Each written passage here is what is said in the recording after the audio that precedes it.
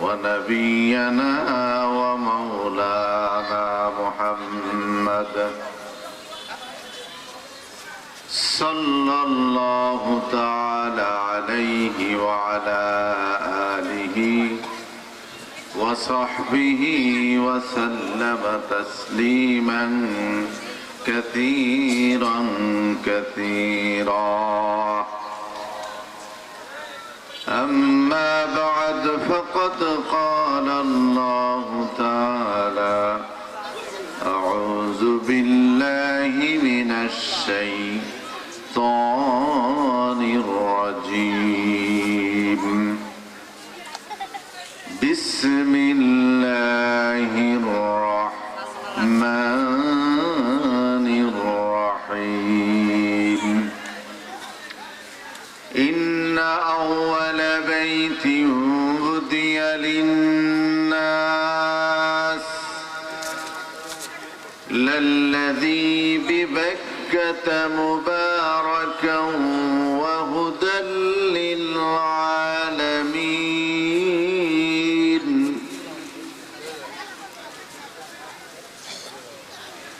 وقال تعالى: إنه لقرآن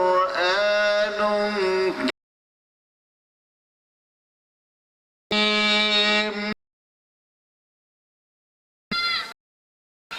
في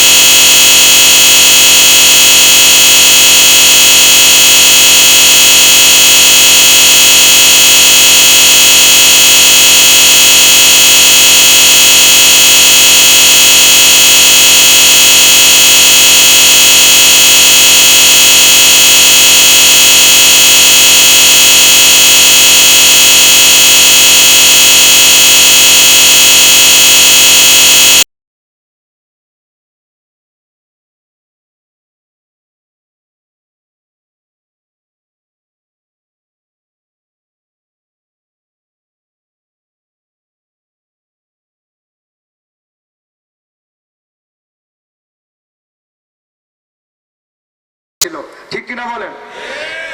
এদিকে খেলার জন্য, ক্রিকেট খেলা, ফুটবল খেলা, খেলার জন্য তারা হাজার হাজার million million trillion billion dollar তারা খরচ করে, কিন্তু কাপ পায় না, ঠিক কিনা বলেন? কিন্তু কোরআন হচ্ছে এমন এক মহাবিশ্বয়, এমন এক মহাশক্তিশালী আসমানি কিতাবের সর্বশ্রেষ্ঠ কিতাব। এই কোরআনকে তলে ফেলাইতে চাইছে যারা, এই জালিম শাসক, বিগত জালিম শাসকরা যারাই কোরআনকে নিচে ফালানোর চেষ্টা করেছে, কোরআনকে নিচে ফালাইতে গিয়ে তারা নিজেরাই নিচে পড়ে গেছে, কোরআন উপরে উঠতেছে। বলেন আল্লাহু আকবার। প্রত্যেক বছর বাংলাদেশের ছেলেরা আপনার আন্তর্জাতিক কোরআন প্রতিযোগিতায় বাংলাদেশের ছেলেরা, হাফেজি মাদ্রাসার ছেলেরা সারা বিশ্বের মধ্যে 1 নম্বর হয়। বলেন আলহামদুলিল্লাহ। খুশি না বেজার? খেলার পিছনে কত অর্থ ব্যয় করে, কিন্তু খেলায় কাপ আনতে পারে না। আল্লাহ কয় আমার কোরআনকে নিচে ফেলাইতে চাও? আমাদের বাংলাদেশের হাফেজরা যেখানে আপনার সৌদি আরব আন্তর্জাতিক কোরআন, ইন্টারন্যাশনাল আন্তর্জাতিক কোরআন প্রতিযোগিতায় বাংলাদেশের ছেলেরা হাফেজরা 1 নম্বর হয়। আবার ইরান আন্তর্জাতিক কোরআন প্রতিযোগিতায় বাংলাদেশের ছেলেরা 1 নম্বর হয়। তুরস্ক 1 নম্বর হয়ে যায়। বলেন আল্লাহু আকবার। এই কোরআনকে আপনি তলে ফেলা রাখতে পারবেন না, নিচে থাকার জিনিস না। আল্লাহ রাব্বুল আলামিন বলেন মা আনজালনা আলাইকাল কুরআন লিতাশকা। হে নবী, আপনার উপরে আমি আল্লাহ যে কোরআনকে নাজিল করেছি, কোরআনকে অবতীর্ণ করেছি, এই জন্য আপনার উপরে কোরআন নাজিল করি নাই যে আপনার ভাগ্য বিপর্যস্ত হবে, ভাগ্য নষ্ট হবে, বরং কোরআন তো এই জন্য নাজিল করেছি আপনার ভাগ্যকে আমি আল্লাহ অনেক সম্মানের উচ্চ শিখরে প্রশংসিত মাকাম মাহমুদে পৌঁছে দেব। বলেন আল্লাহু আকবার। এই জন্য কোরআন যাদের অন্তরে আছে, ধারণ করে, তারা অবশ্যই সম্মানী, ঠিক কিনা বলেন? সর্বপ্রথম প্রশংসা করছি কার? প্রশংসা হবে কার? সকলে পড়ুন আল্লাহু আকবার। রব্বানা লাকাল হামদ হামদান কাসীরান ইয়া রাব্বি লাকাল হামদু বিল ইসলাম, লাকাল হামদু বিল কুরআন, লাকাল হামদু বিল ঈমান, ইয়া রাব্বি কামা ইয়ামবাগি লিজালালি ওয়াজহিকা ওয়া আযীমি সুলতানিকা। আমরা প্রশংসা করলাম কার? সব সময় প্রশংসা করব কার? খাওয়ার সময়, ঘুমানোর সময়, নামাজের সময়, আর নামাজকে বাদ দিয়ে ঘুমানোর সময়, নামাজ কালাম বাদ দিয়া যে বেলা 8টার মতো ঘুমান, ওই সময় কি খুশি হয়? শয়তান খুশি হয় না আল্লাহ খুশি হয়? আমরা খুশি করতে চাই কাকে? আল্লাহকে। সকলে পড়ছি আলহামদুলিল্লাহ।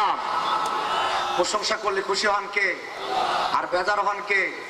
আমরা জীবনে সব ক্ষেত্রে, সব কাজে একজনকে খুশি করতে চাই, চিৎকার দিয়ে বলেন তিনি কে? আল্লাহ পাক।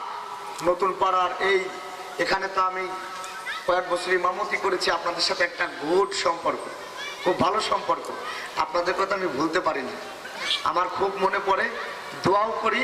আপনাদের দোয়া ছিল, এই জন্য আল্লাহ রাব্বুল আলামিন আমাকে বাংলাদেশের রাজধানী ঢাকার মধ্যে খুব ভালো একটা মসজিদের ইমাম ও খতিব এবং একটা মাদ্রাসা পরিচালনা করার জন্য খুব ভালো একটা স্থানে নিয়ে আল্লাহ পাক বসিয়ে দিয়েছেন। সকলে পড়ুন আলহামদুলিল্লাহ। শত শত হাজার মানুষের দোয়া ছিল, এই জন্য আল্লাহ ভালো একটা কাজে, ভালো একটা স্থান আল্লাহ পাক দিয়েছে। কে দিয়েছে? আল্লাহ। আপনারা দোয়া করছেন আল্লাহ পাক। এবং সারা বাংলাদেশে কোরআনের ময়দানে আল্লাহ ছোট্ট মানুষকে কথা বলার জন্য সুযোগ করে দিয়েছেন। বলেন আলহামদুলিল্লাহ। সারা বাংলাদেশে আল্লাহ পাক আমাকে নেন। আসলে আমি 1 মাস আগে আমার ডেঙ্গু জ্বর হয়, সেই ডেঙ্গু জ্বরে প্রায় অনেক মৃত্যুর একটা দখল গেছে, আল্লাহ বাঁচিয়ে।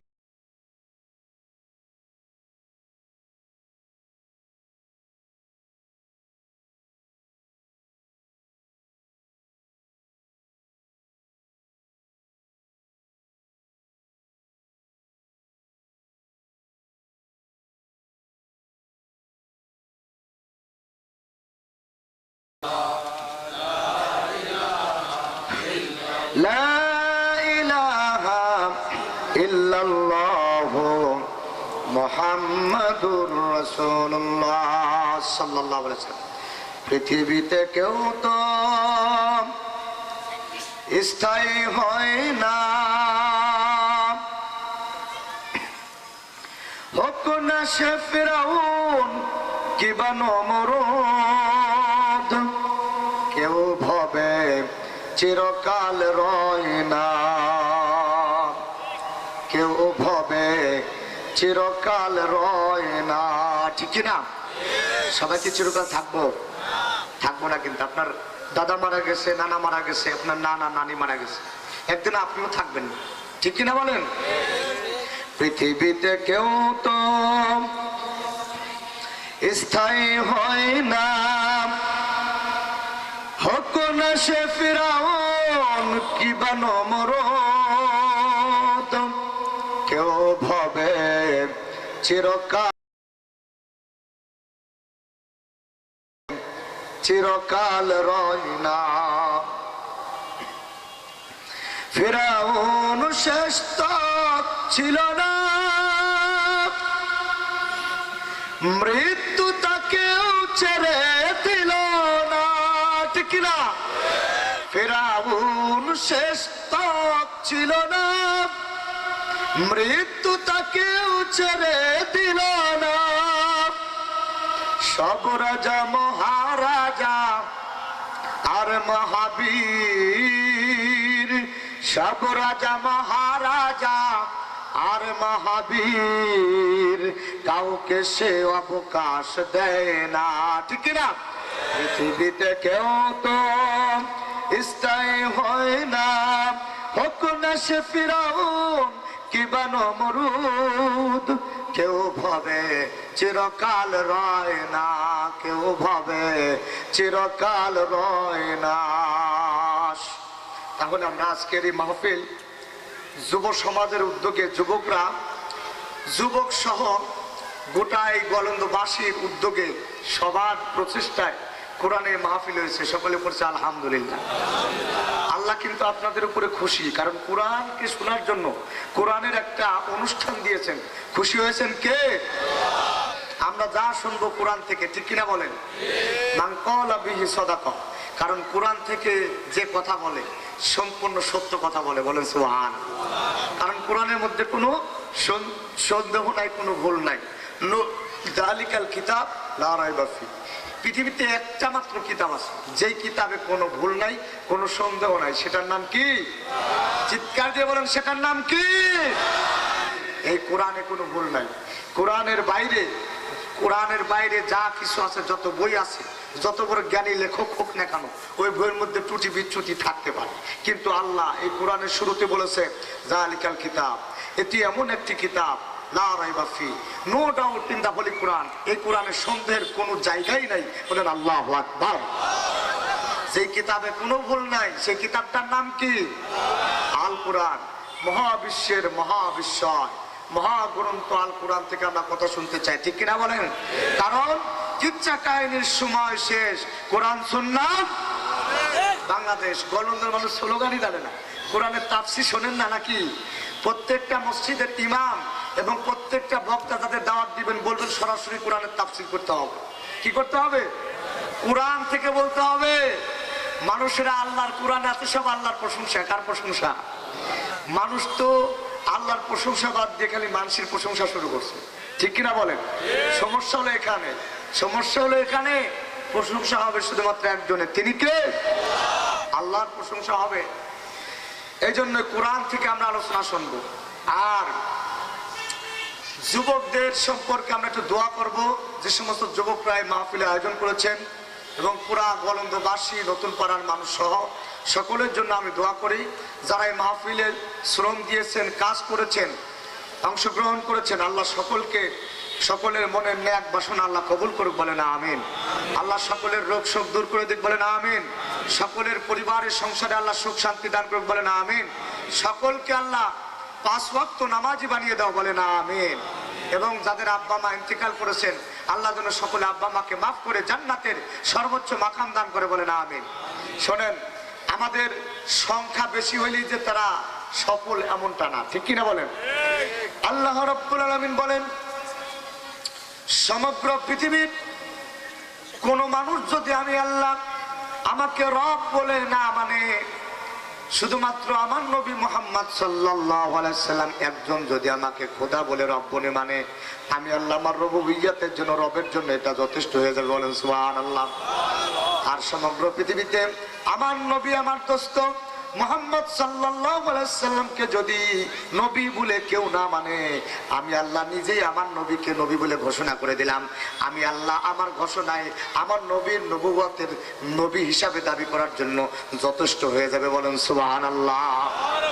আল্লাহর কিন্তু যায় আসে না, আমরা যদি জীবনেও নামাজ কালাম না পড়ি আল্লাহ দুর্বল হবে না, ঠিক কিনা বলেন? আল্লাহকে সিজদা করার জন্য, আল্লাহর ইবাদত করার জন্য, দাসত্ব করার জন্য, পবিত্রতা ঘোষণা করার জন্য অসংখ্য অগণিত আল্লাহর বাহিনী, আল্লাহর ফেরেশতা মোতায়েন করা আছে, ঠিক কিনা বলেন? যদি আমরা আল্লাহর প্রশংসা করি, যদি আমরা নামাজ পড়ি, কোরআন তেলাওয়াত করি, আল্লাহকে স্মরণ করি, এগুলি আমাদেরই কাজে আসবে, আমাদের উপকার হবে, ঠিক কিনা বলেন? এই জন্য দেখেন এই পৃথিবীতে ইসলামী উত্থান ঘটার পিছনে আপনার মানুষের যুবকদের অংশগ্রহণ ছিল, ঠিক কিনা বলেন?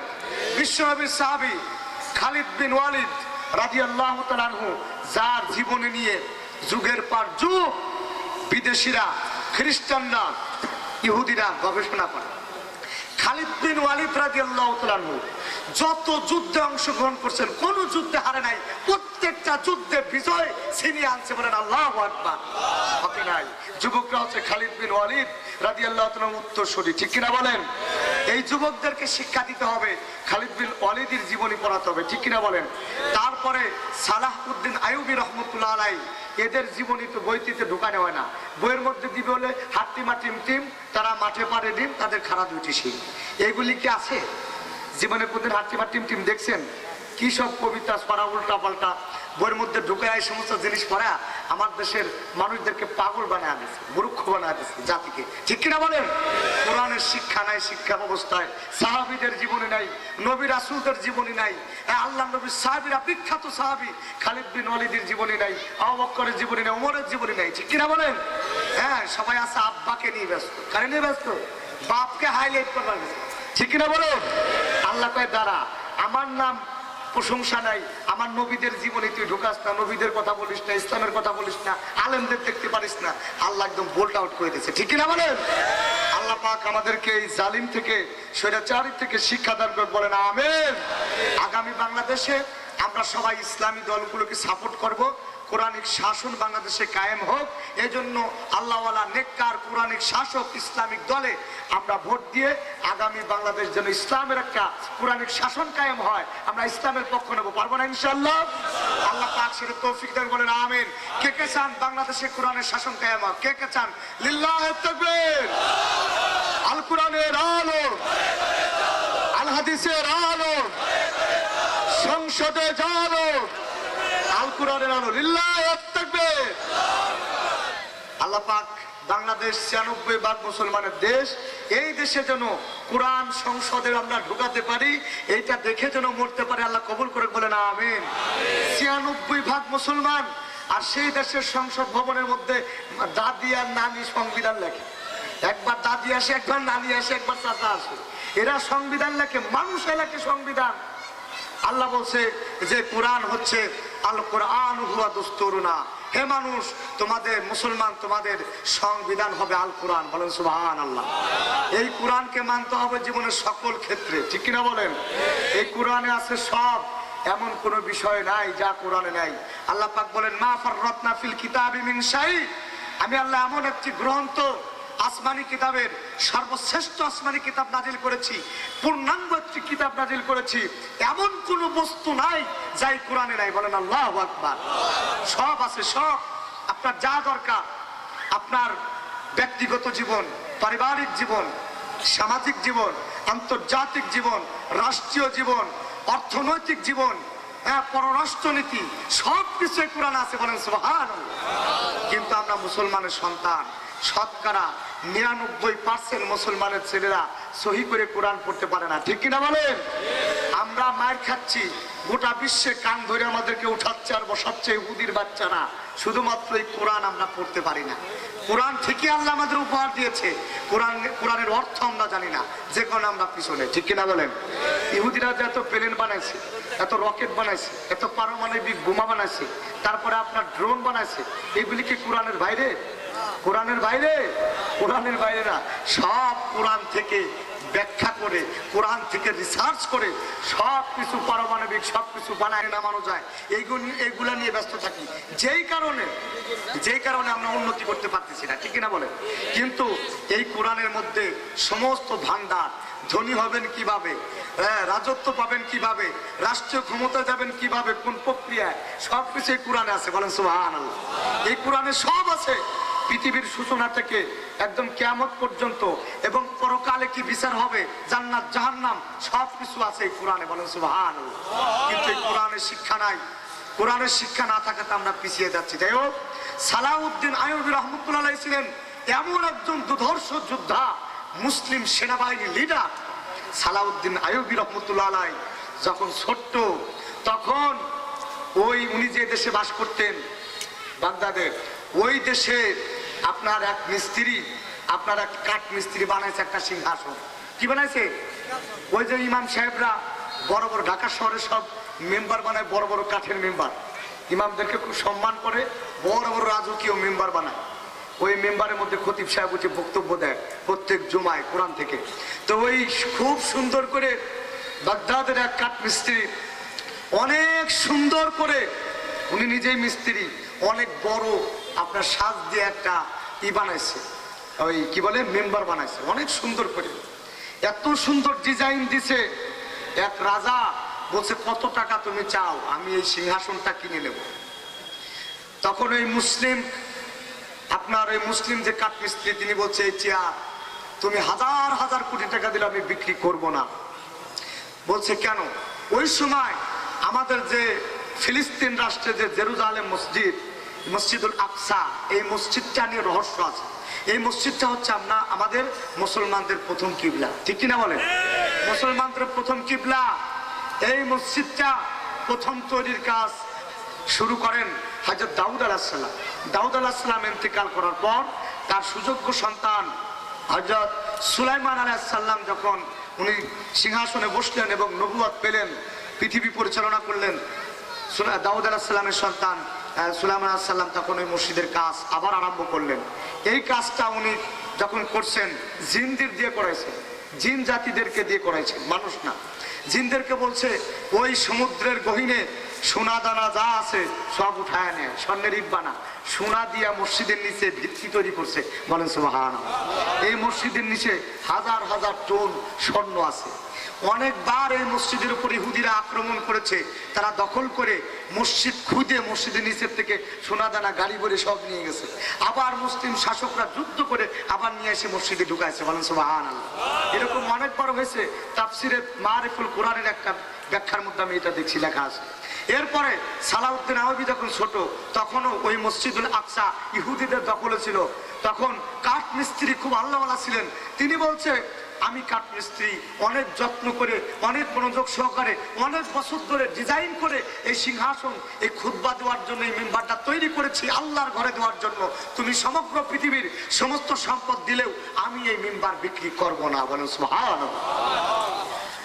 আমার মুসলমান ভাইরা, কাঠমিস্ত্রি তো আল্লাহওয়ালা মানুষ, তিনি চোখ দিয়ে ঝরঝর করে পানি পড়তেছে আর বলতেছে, ও রাজা, আপনি আমার যতই টাকার লোভ দেখান, এই মেম্বার আমি বিক্রি করব না। এই মেম্বার যে জন্য তৈরি করেছি, আল্লাহর ঘর মসজিদুল আকসার জন্য, মেম্বার একদিন আল্লাহর ঘরে ঠিকই স্থান পেয়ে যাবে। আল্লাহ এমন একজন সৈনিককে পাঠাবে, এমন একটা ছেলেকে আল্লাহ পাক তৈরি করবে, এমন একটা মানুষকে আল্লাহ দুনিয়াতে পাঠাবে যে এসে যুদ্ধ করে ইহুদিদের হাত থেকে, ইহুদিদেরকে পরাজয় করিয়ে ইহুদিদের হাত থেকে আল্লাহর ঘরকে স্বাধীন করবে, মুক্তি করবে। ওই দিন আমার এই মেম্বার আপন জায়গা সেখানে খুঁজে পাবে। বলেন সুবহানাল্লাহ। এই মেম্বার একদিন তার স্থান খুঁজে পাবে। আল্লাহ রাব্বুল আলামিন এই পৃথিবীর মধ্যেই, এই কাঠমিস্ত্রি বলতেছে, এমন একজন ব্যক্তিকে পয়দা করবে যেই যুবক যুদ্ধ করে ইহুদিদেরকে পরাজিত করে কালেমার পতাকা উড়িয়ে দিয়ে আল্লাহর ঘরকে স্বাধীন করে সেই ঘরে আমার এই মেম্বারকে ঢুকিয়ে দেবে। বলেন আল্লাহু আকবার। এই কথা সালাউদ্দিন আইয়ুবী যখন ছোট ছিল, এই কথা শোনার পর ও কান্না করছে। কান্নাকাটি করে এবার সালাউদ্দিন আইয়ুবী রহমতুল্লাহ আলাইহি নিয়ত করছে, ছোট থাকতে, একেবারে ছোট থাকতে নিয়ত করছে, আল্লাহ, তিনি তো মুসলমান, আল্লাহ তুমি আমাকে শক্তি দাও, আমাকে ক্ষমতা দাও, যদি কোনোদিন আমি শক্তি পাই, ক্ষমতা পাই, আমার কোনো সেনাবাহিনীর টিম হয়, গঠন করতে পারি, যুদ্ধ করার মতো শক্তি আমাকে দাও, আমি ওই ইহুদিদের বিরুদ্ধে যুদ্ধ করে তোমার ঘরকে স্বাধীন করবো ইনশাআল্লাহ। সালাউদ্দিন আইয়ুবী রহমতুল্লাহ আলাইহি অনেক বড় ইতিহাস। আল্লাহ পাক পর্যায়ক্রমে তাকে সেনাবাহিনীর লিডার বানিয়ে দিলেন। আল্লাহর কাছে দোয়া করতেন, আল্লাহ বানিয়ে দিয়েছেন, তাকে শক্তি দিয়েছেন, আল্লাহ তার সাহস দিয়েছেন। সেনাবাহিনীর লিডার হওয়ার পর বিরাট এক মুসলিম সেনাবাহিনীর ফোর্স নিয়ে উনি ইহুদিদের সঙ্গে যুদ্ধ করে আল্লাহর ঘর মসজিদুল আকসাকে স্বাধীন করলেন। স্বাধীন করার পর কালেমার পতাকা উড়িয়ে দিলেন এবং সালাউদ্দিন আইয়ুবী রহমতুল্লাহ আলাইহির হাতে অসংখ্য ইহুদি মসজিদুল আকসার ওখানে বন্দী হয়ে গেলেন। অসংখ্য হাজার হাজার ইহুদি সালাউদ্দিন আইয়ুবীর কাছে যখন ধরা খেয়ে গেল, যখন আটক হয়ে গেল, তখন ইহুদিরা থরথর করে কাঁপতেছিল, হায়রে আজকে আমাদের জীবন শেষ। কারণ যতবার মুসলমানদের সাথে ইহুদিরা যুদ্ধ করছে, মুসলমানদের ধরার সাথে সাথে মুসলমানরা আটক হলে ইহুদিরা কল্লা উড়ে গেছে, নির্যাতন করছে, মহিলাদেরকে পেলে ধর্ষণ করতো।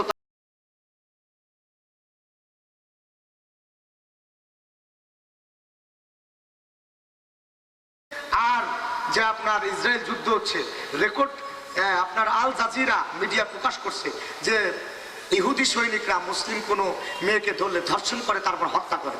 কিন্তু আমাদের হামাস, আপনার ফিলিস্তিনের স্বাধীনতা কামী যে যোদ্ধারা, তারা যদি কোনো ইহুদি মহিলাদেরকে ধরছে, একটা রেকর্ড আজ পর্যন্ত প্রমাণ দেয় নাই মুসলমানরা ইহুদি মেয়েদেরকে ধর্ষণ করছে। বলেন আলহামদুলিল্লাহ। একটাও ধর্ষণ, বরঞ্চ তাদেরকে মুক্ত হওয়ার পর যখন সাক্ষাৎকার দিচ্ছে সাংবাদিকদের কাছে, মুসলমানদেরকে প্রশংসা করছে। বলেন আলহামদুলিল্লাহ। বলছে আমাকে ধর্ষণ করে নাই, আমাকে স্পর্শই করে নাই, কোনো বাজে কথা বলে নাই। তাহলে মুসলমান হচ্ছে পৃথিবীর সব থেকে সুন্দর জাতি, সভ্য জাতি, ঠিক কিনা বলেন? ইসলাম হলো শান্তির ধর্ম। এবার ওই সালাউদ্দিন আইয়ুবী রহমতুল্লাহ আলাইহি যখন কালেমার পতাকা উড়ালেন, তার সামনে তরবারির সামনে আল্লাহু আকবার ধ্বনি দিয়ে যখন যুদ্ধ করলেন, নেতৃত্ব দিলেন, সমগ্র ইহুদিরা পালিয়ে গেল, ভেগে গেল, অনেকে আটক হয়ে গেল, তার তরবারির সামনে কেউ দাঁড়াতে পারেনি। যখন কালেমার পতাকা উঠলো, অসংখ্য ইহুদিরা আটক হয়ে গেল, থরথর করে কাঁপতেছে, আজকে জীবন শেষ। ইতিপূর্বে মুসলমানদের যখন আটক করছি, ধর্ষণ করছি, হত্যা করছি, সালাউদ্দিন আইয়ুবী আজকে আমাদেরকে ছাড়বে না, ভয় পাইছে, ছাড়বে না, মেরেই ফেলবে। আটক হয়ে গেছে মুসলমানদের হাতে। সালাউদ্দিন আইয়ুবী রহমতুল্লাহ আলাইহি বলতেছেন, ও ইহুদিরা, তোমরা ভয় পাচ্ছ আর চিন্তা করতেছো আমি তোমাদেরকে, মহিলাদেরকে ইজ্জত মারবো আমরা, কিংবা তোমাদেরকে হত্যা করব। না না না, তোমাদের কোনো ভয় নাই, তোমাদের কোনো চিন্তা নাই, আমি তোমাদেরকে মহিলাদের স্পর্শ করব না। আর তোমরা যারা আত্মসমর্পণ করেছো, যারা যারা নিজেদেরকে স্যালেন্ডার করেছো, তোমাদেরকে হত্যাও করব না। কারণ আমরা ইহুদি না, আমরা হলাম মুসলমান। আমাদের একজন রব আছে আল্লাহ, আর আমার নবী হচ্ছে মুহাম্মদুর রাসূলুল্লাহ সাল্লাল্লাহু আলাইহি সাল্লাম, যিনি হচ্ছেন সমগ্র পৃথিবীর রহমত এবং সমগ্র পৃথিবীর মহামানব, বিশ্ব নবীর উম্মত। আমি আমার নবীর শিক্ষা থেকে আমরা এমন এক শিক্ষা পেয়েছি, নবীজি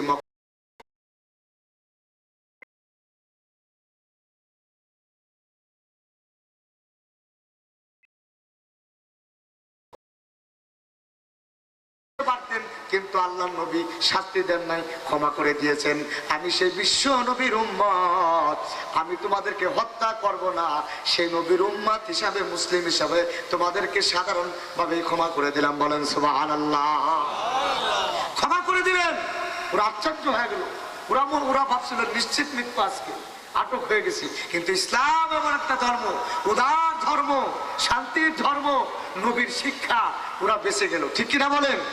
আমার ভাইরা, সালাউদ্দিন আইয়ুবী রহমতুল্লাহ আলাইহি যখন কালেমার পতাকা উড়া দিয়ে ইসলামের বিজয় হলো, আল্লাহর ঘর মসজিদুল আকসাকে কাফেরদের হাত থেকে, ইহুদিদের হাত থেকে ছিনিয়ে নিয়ে ঘর থেকে ইহুদিরা বের হয়ে গেল, পরাজয় বরণ করলো, পালিয়ে চলে গেল সব জেরুজালেম ছেড়ে। উনি তখন আল্লাহ পাকের ঘরে ঢুকলেন। ঢুকার পর অজু করে মসজিদে ঢুকে আজান দিলেন। আজান দেওয়ার পর 2 রাকাত নামাজ পড়লেন। নামাজ পড়ে সিজদার মধ্যে গিয়ে অঝরে কান্না করলেন, চোখ দিয়ে অশ্রু প্রবাহিত হলো। উনি বললেন, আল্লাহ, আমার মতো গুনাহগারকে দিয়ে, অনুপযুক্ত মানুষকে দিয়ে তোমার এই পৃথিবীতে কালেমার পতাকা উড়ালে এবং তোমার ঘর মসজিদুল আকসা প্রথম কিবলাকে স্বাধীন করে দিলে, সমস্ত প্রশংসা তোমারই জন্য।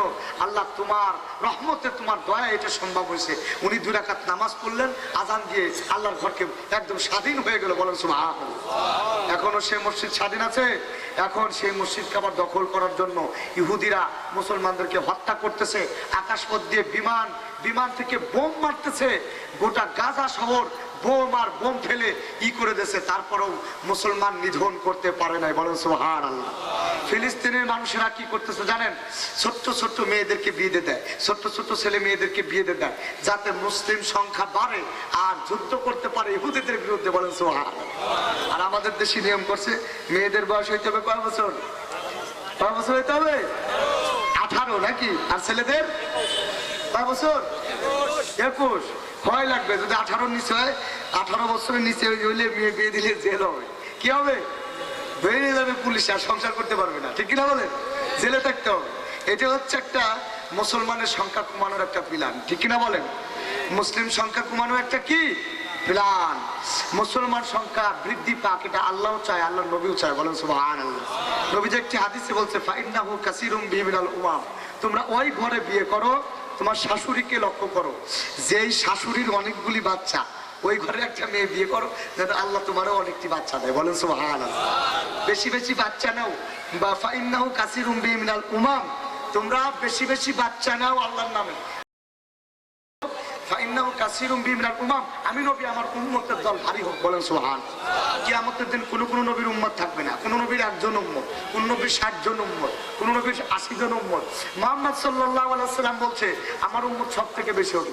ফাইন্নাহু কাসীরুম বিহি মিনাল উমাম, হে আমার উম্মতেরা, আমি বিশ্ব নবী হয়ে তোমাদেরকে বললাম, তোমরা বেশি বেশি বাচ্চা নিয়ে কিয়ামতের দিন আমার দল ভারী করো।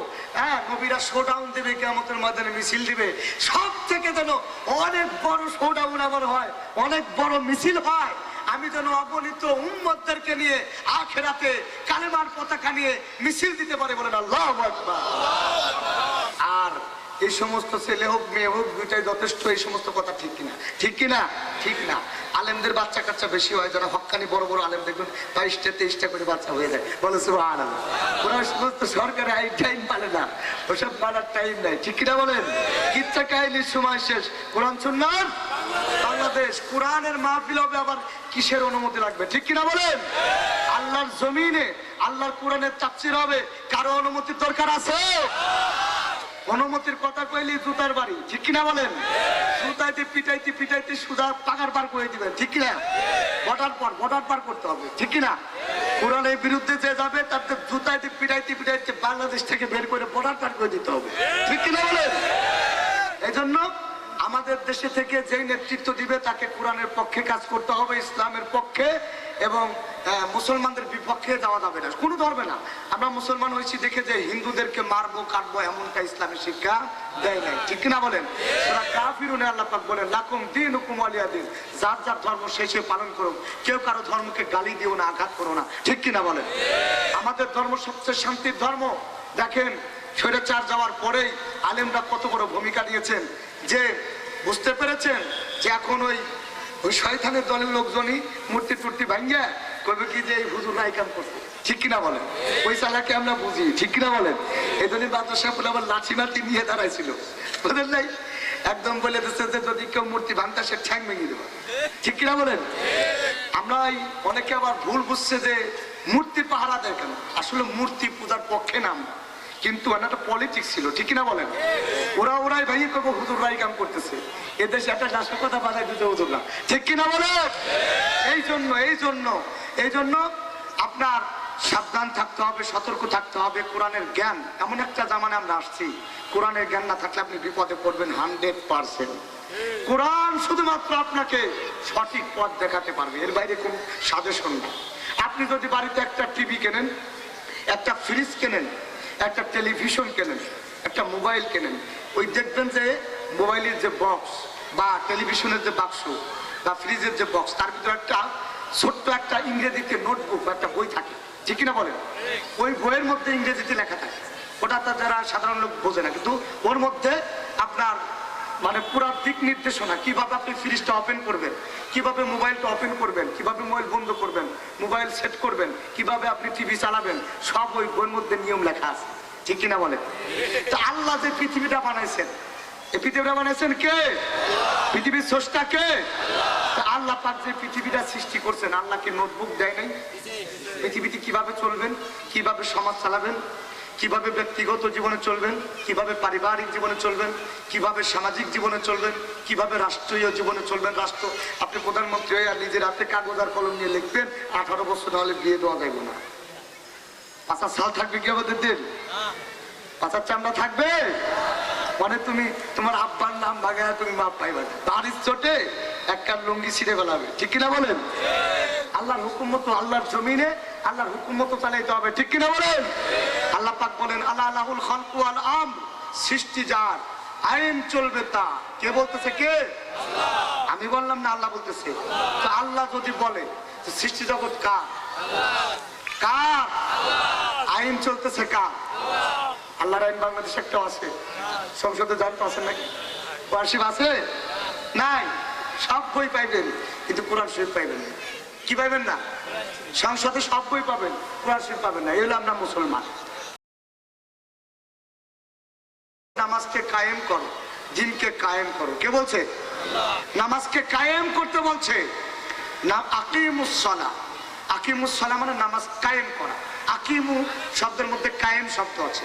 কায়েম শব্দের অর্থ হচ্ছে মানে প্রতিষ্ঠিত করা। বলেন সুবহানাল্লাহ। প্রতিষ্ঠিত বলতে কি বোঝায়?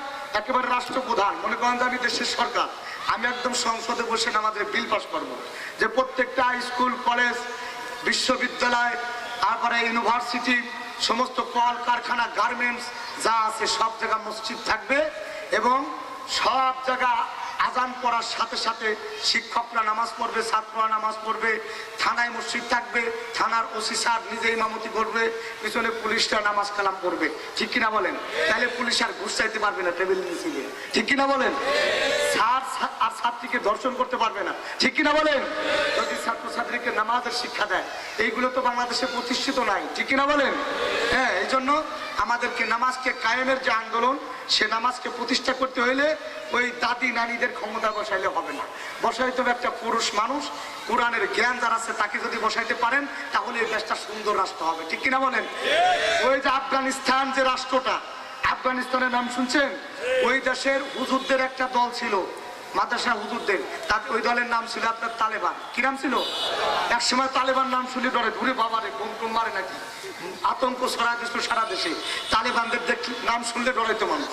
হ্যাঁ, ওই তালেবানদের উপরে আমেরিকানরা বোম ফালায় ফালায় আফগানিস্তানদের ধুলা বানায় ফেলছিল 20 বছর, একটা না 2 যুগ, প্রায় 12 বছর 24 বছর। 1-2 যুগ পর তালেবানরা যুদ্ধ করে আল্লাহ আকবার ধ্বনি দিয়ে যুদ্ধ করছে। যুদ্ধ করতে করতে করতে করতে একদম মনে করেন যে আপনার মরলে শহীদ, বাঁচলে গাজী, অস্ত্র নিয়ে যুদ্ধ ঝাঁপায়া পড়ছে। সুপার পাওয়ার আমেরিকানরা, আমেরিকার সেনাবাহিনীরা পালাইছে, ঠিক কিনা বলেন? তালেবানদের যুদ্ধের সামনে এমন ভাবে পালাইছে, জুতা মাথা ফালাই দিয়ে, লুঙ্গি গামছা সব পালাই দিয়ে, স্যান্ডেল মেন্ডেল পালাই দিয়ে, কার উপরে কে বিমান আগে উঠবে পালাইছে। বলে সুবহানাল্লাহ। ওই ভিডিও আমি দেখছি তো, মানে একদম যে জেলে ছিল, জুতা মুক্ত পড়া নাই, অমনেই দৌড়াইছে। বুঝলেন? আলেমরা, আল্লাহওয়ালা মানুষ যদি একবার সংঘবদ্ধ হয়, তখন কিন্তু তার সামনে টিকবে না, ঠিক কিনা বলেন?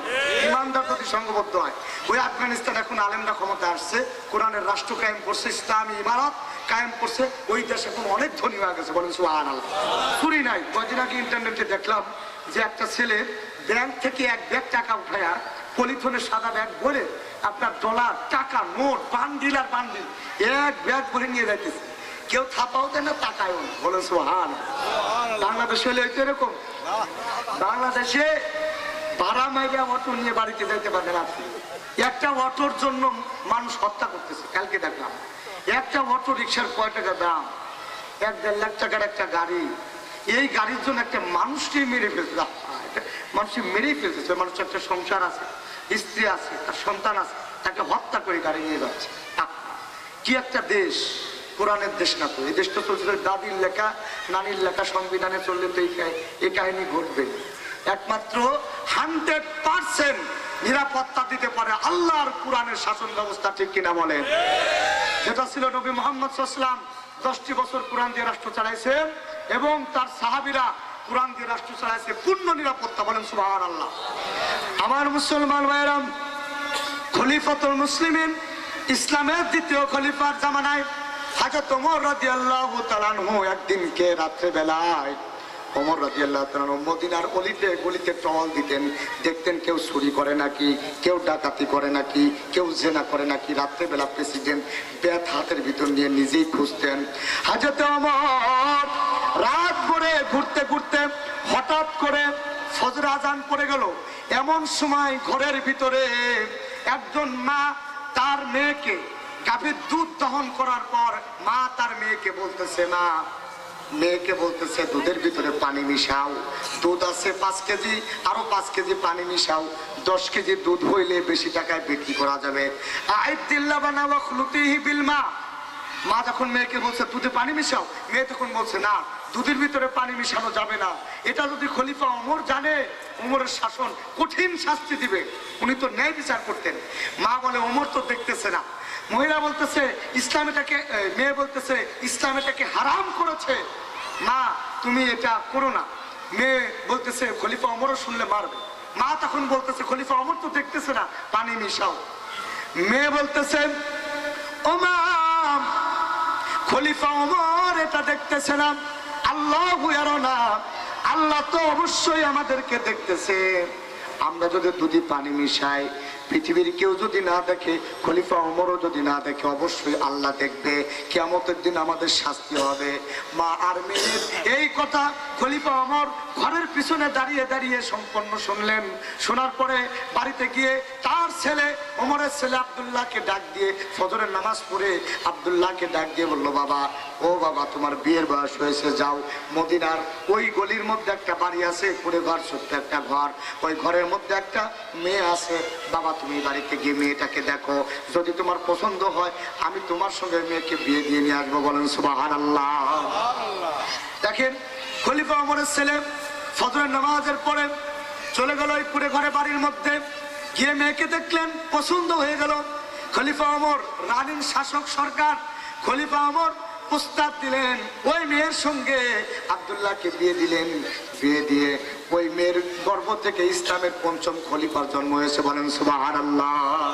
এই জন্য দেখেন আল্লাহর ভয় মেয়েটাকে রাজ পরিবারের স্ত্রী সাহাবীর ঘরের বউ বানায় দিয়েছে, বলেন সুবহানাল্লাহ। এই জন্য ভয় করতে হবে কাকে? আল্লাহকে ভয় করবো, পারবো তো ইনশাল্লাহ। জিকির করে লা ইলাহা ইল্লাল্লাহ।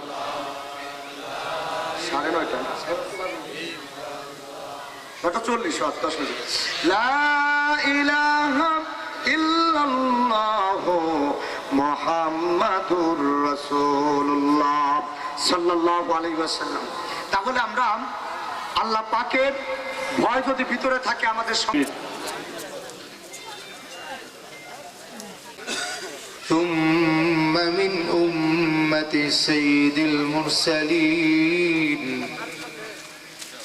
نشهد أن لا إله إلا الله وحده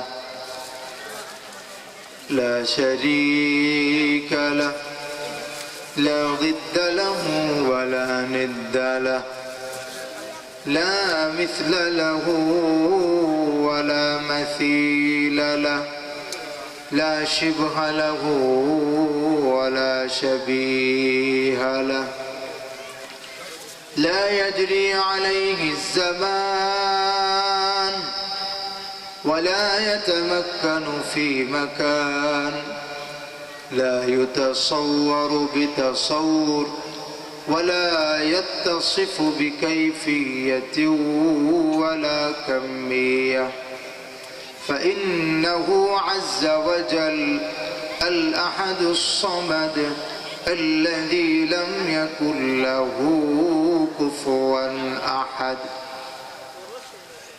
ونشهد أن سيدنا وحبيبنا وطبيبنا ومولانا وأولانا محمدا عبده ورسوله أما بعد الشيطان الرجيم بسم الله الرحمن الرحيم يا أيها الذين آمنوا توبوا إلى الله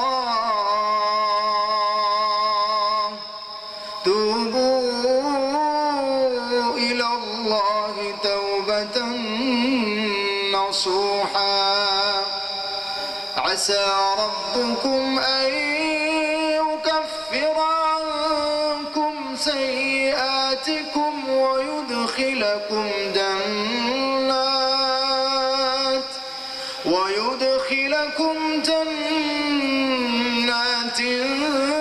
تجري من تحتها الأنهار يوم لا يخزي الله النبي والذين آمنوا معه نورهم يسعى بين أيديهم وبأيمانهم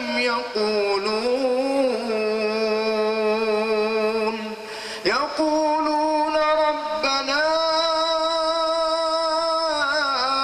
أتمم لنا نورنا واغفر لنا إنك على كل شيء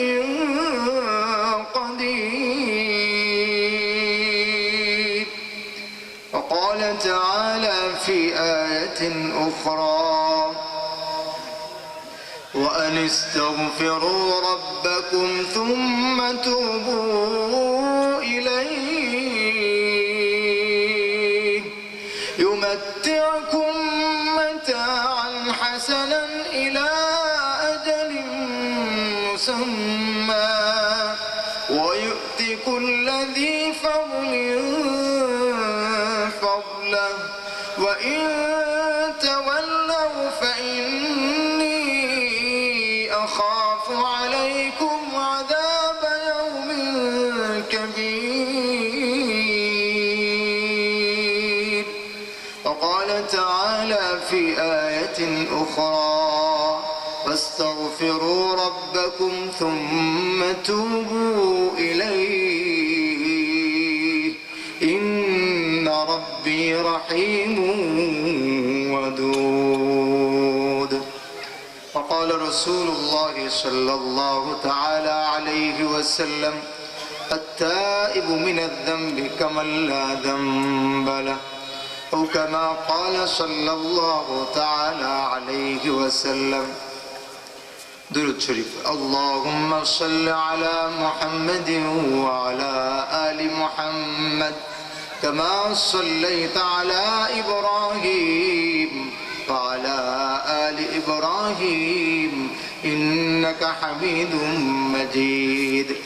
اللهم بارك على محمد وعلى آل محمد كما باركت على إبراهيم وعلى آل إبراهيم إنك حميد مجيد. اللهم صل وسلم وبارك على محمد وعلى آله وأصحابه أجمعين. আলহামদুলিল্লাহ, নতুন পাড়া যুব সংগঠনের উদ্যোগে তাফসীরুল কোরআন মাহফিল। আজকের এই মাহফিলের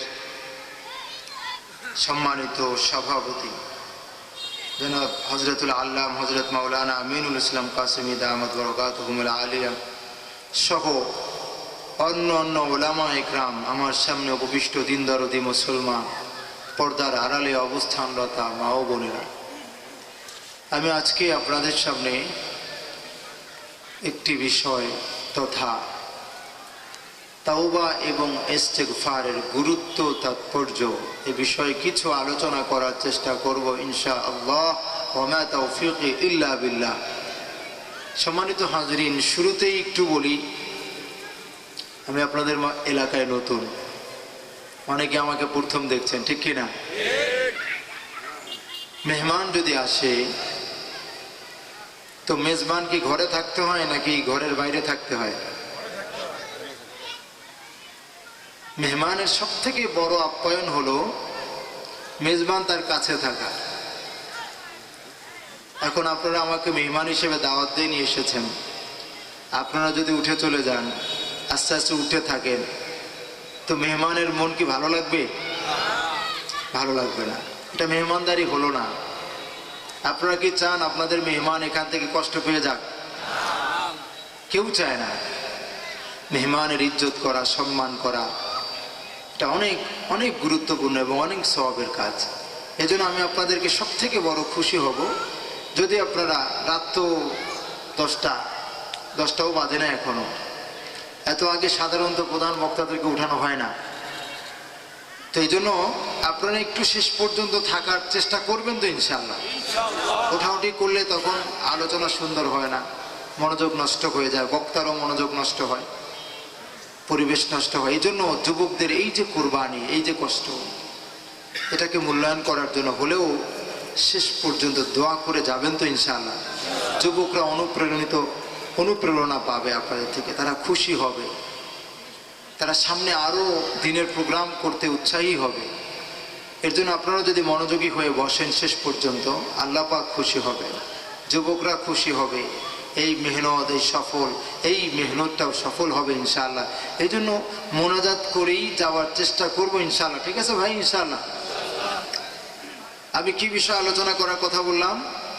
তাওবা এবং ইস্তেগফারের গুরুত্ব, তাৎপর্য, খুবই গুরুত্বপূর্ণ একটি বিষয়।